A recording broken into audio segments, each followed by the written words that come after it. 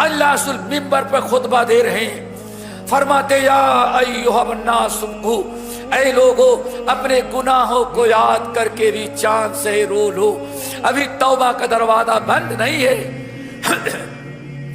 ملک الموت دیکھنے کے پہلے تک اللہ نے توبہ کا دروازہ کھلا ہے۔ اپنے گناہوں کو یاد کر کے رو لے، توبہ کر لے، استغفار کر لے۔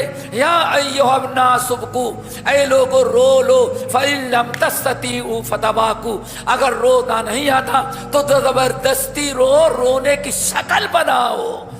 کم سے کم رونا نہیں آتا، آنکھوں میں آنسو نہیں آتے، دل نہیں روتا، تو کم سے کم رونے کی فتباکوا، زبردستی رو۔ ممکن ہے زبردستی رونے لگو تو اللہ رحم فرما کے حقیقت میں بھی رونے والا بنا دے۔ کیوں؟ فإن أهل النار في النار يبكون، دنیا میں جو نہیں روتا ابھی رونے کا چاند سے رو لو۔ دنیا میں جو نہیں روتا وہ قیامت کے دن جہنم میں روئے گا۔ اللہ اکبر۔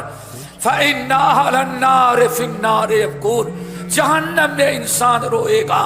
فتسیل الدموع، اور جب روئے گا تو اس کے آنکھ سے آنسو بہیں گے، آنسو بہیں گے۔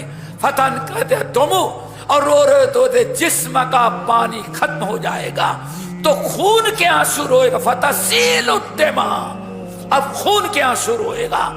جب خون جسم کا ختم ہو جائے گا تو جہنم میں جو اس کا جسم پک رہا ہے، جو پیپ بہے گا وہ پیپ کے آنسو روئے گا۔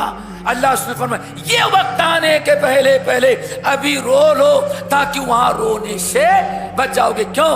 جو انسان دنیا میں رو لیا، ترمذی کی حدیث، دنیا میں رو لیا اور اپنے گناہوں کو یاد کیا، قبر کی تاریکی، حشر کی ہولناکی یاد کیا، اور آنکھ میں آنسو آگے گرچہ نہیں ٹپکا۔ اللہ رسول فرمایا آنکھ میں آنسو آ گئے تو اللہ تعالیٰ نے اس کے اوپر جہنم ویسے ہی ناممکن بنا دیا جیسے جانور کا دودھ نکال لینے کے بعد واپس لوٹانا۔ کیا خیال ہے؟ گائے کا دودھ تو نکال لیا بکری کا، لیکن واپس پلا تو سکتے ہیں لیکن تھن میں واپس نہیں لوٹا سکتے۔ اللہ سبحانہ جس کے آنکھ میں اللہ کو یاد کرنے کے بعد اپنے گناہوں کو، قبر کی تاریکی، حشر کی ہولناکی، جہنم کی خطرناکی یاد کرنے کے سے انسان کے آنکھ میں آنسو آ گئے، اللہ جہنم اس کے اوپر حرام کر دیتا ہے۔